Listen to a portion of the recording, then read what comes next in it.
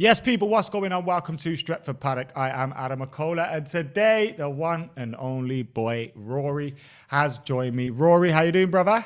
Yeah, really good, man. Thanks for having me on. I know it's been a pleasure to get you on here again. Make sure you subscribe into Rory's channel. His channel is absolutely flying at the minute. Over 100,000 subs. We've seen him show him off his plaque. Let's try and help him reach another goal. So get hitting that subscribe button for him right now. Link is in the description. But Rory, what a week, bro. I know. What a week. It's been incredible, isn't it? How you been feeling? Do you know the amazing thing, mate? It's not actually even a week. It's just a couple of days. It feels like do you know what? Yesterday I realised I was thinking, God, Ryan Mason was made Tottenham manager, right? And I was thinking, when was that? It was that morning. I thought, wow, that feels like it was months ago now. And it was only that morning. Like, so much has happened. Like they say, what the saying is, there's a week is a long time in politics. Feels like an hour is a long time in football. So much has happened, but feeling quite upbeat. There's a real spring in my step at the moment. I gotta say, that's how I'm feeling. I'm genuinely feeling like that right now. But I haven't spoken to you this week, so I do want to go back a little bit. On the day when the news broke, like, I think we've had these conversations before, and I don't think any of us have taken it seriously or expected it to be something that happens right away. What was your immediate reaction to the news when you heard it? I mean, firstly, I've got to be totally honest. The second that news broke, as disgusted as I was by it, no part of me was surprised. This has been on the cards for generations now. Seriously, decades. I can remember being a kid reading about it. Silvio Berlusconi was talking about this when I was very young. Shoot magazine days, right? This was way back then, and even more recently. Do you remember there was, what was it called? It was called the Phoenix League. Do you remember all the chat about the Phoenix League? So it has been an ambition for the powers that be, but this kind of came out the blue, and I was so shocked and so taken aback because I felt like it was a done deal. Now, I went to Chelsea to protest.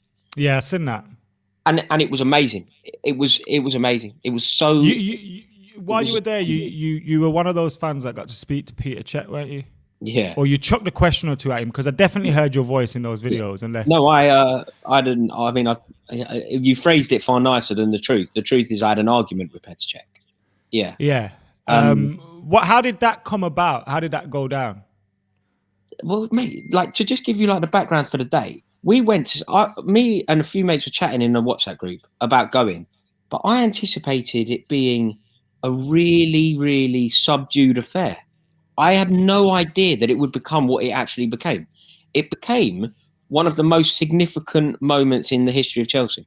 It's as significant as Munich, bigger than Munich. I would say that day, which was Tuesday night, was as significant in the history of Manchester United as Barcelona '99. Genuinely, I believe that.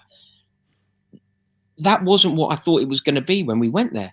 I went thinking that this is done. There's no way that anybody can stop Woodward, Perez, Abramovich, Butt, Levy. When these boys put their mind to something, it's David and Goliath, and we know how that story generally ends. But out of kind of just to be the man I want to be, right? To be able to look myself in the mirror, I suppose. I thought, I'm going to go. I'll go and hope for the best and see if there's anything we can do. But never did I think. Firstly, when it came out of the station, there was a different vibe. You know what it's like. You know when you're going to Old Trafford and you played in Europe and maybe you've lost 1-0 away in the European Cup and you're bringing someone back. And as soon as you get around the ground, there's a vibe, there's a buzz, there's a feeling. Smell. Something in the air, isn't there? You just know. It was a bit like that. When I came out the ground, there was a lot of press, a lot of people I knew that I haven't seen for ages. Like good people that I'd recognise from away days back in the day. Yeah. Good crowd. Thought, okay, maybe slightly different vibe, and it just took off. I reckon there was probably about 3,000 fans there, which is a lot because of where it is, because of the proximity of Stamford Bridge. Stamford Bridge is on the Fulham Road. Fulham Road, Kings Road are like very significant roads in London. Shut. You know, like Manchester United wouldn't be able to do that because effectively it's a forecourt, isn't it? Arsenal the same. Effectively, it's a forecourt. Chelsea are very lucky that the protest is taking place on one of the busiest streets in London. We shut it. So all of a sudden, the attention has to, like, the question has to be asked. You can't just let us stand there, because it's having a really disruptive impact on the average Londoner, which isn't the point, but it gets you heard. Now you've made that point about getting heard, and now there's talk about, for you guys that want to know, Friday night, Arsenal are believing to have a protest at their stadium. Saturday afternoon, it's believed Manchester United fans are going to be protesting at their stadium. And we also saw today, and I got a message on my phone from Rory, and it was him loving the pictures of Manchester United fans in Carrington and at the training ground. And I'm like you, Rory, I loved it. But there has been this sneery sort of attitude towards those fans today, which I've found really bizarre, because it was a peaceful protest.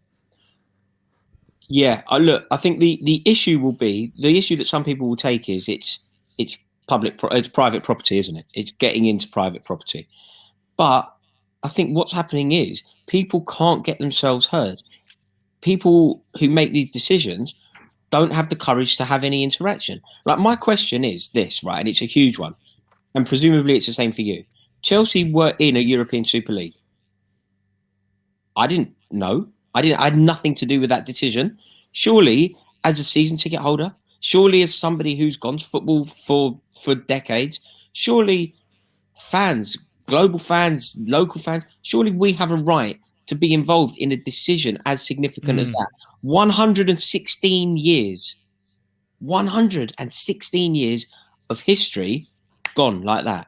And we weren't even asked. So it's all very well to say Manchester United shouldn't behave how they did today. But how else can they have these conversations? These decisions are being made behind their back. They have no option but to force their agenda, because nobody's listening to them.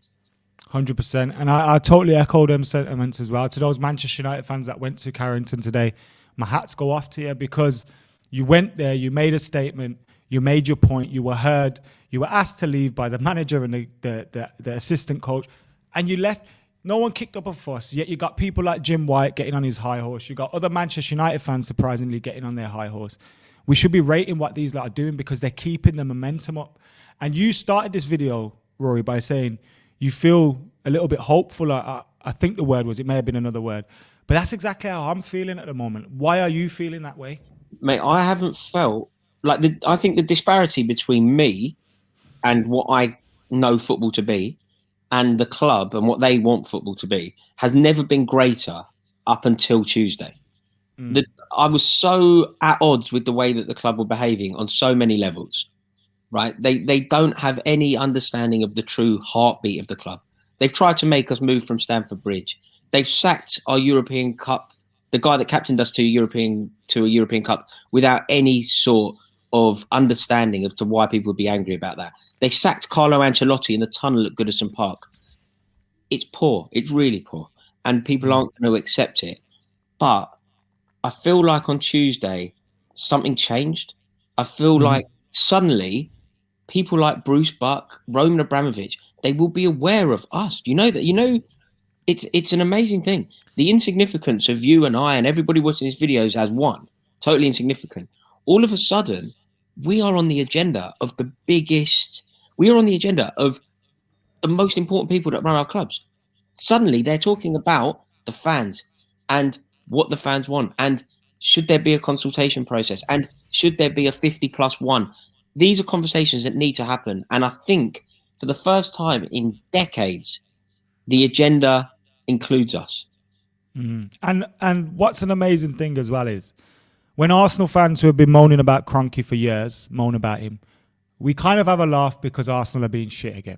You know, when United are moaning about the Glazers, people love to have a laugh at us because, you know, United have won so much and whatever. Like, it's so good to see us now unified on a topic which can actually possibly, like, it's a little glimmer of hope, like, especially with the talk about legislation and things like that. And maybe it's too late. Maybe this should have happened when the Glazers came in, and when people like that came in, you should have prevented it. But there's hope there. And I just want us as fans, whether you're an Arsenal fan, Chelsea fan, Liverpool fan, United fan, keep this momentum going. Yeah. We have to. We have to keep it going, because who knows how far we can take this? I agree, mate. And they thought they were changing football with the Super League. Little did they know they will change football, just not how they expected it. Yeah, they'll give it back to the people. Like, I completely agree. And on that, do you know where I think we need to pick up?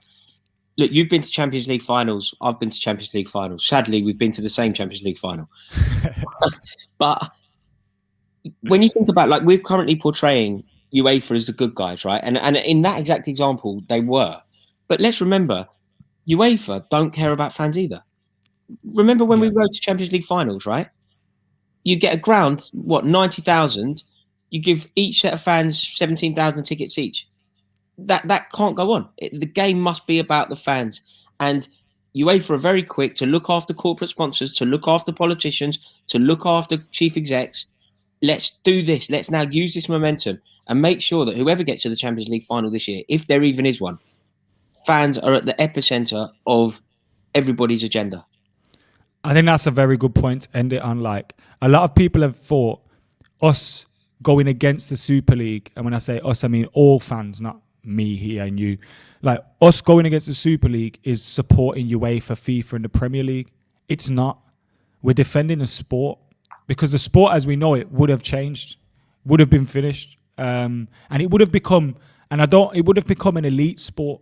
And I don't mean by elite is in the standard of the sport. I mean elite as in the working class. You're not here no more.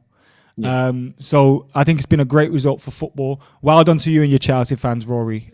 Seriously, like, keep it going. United fans, Arsenal fans, Liverpool fans, keep it going. You've got a protest, haven't you?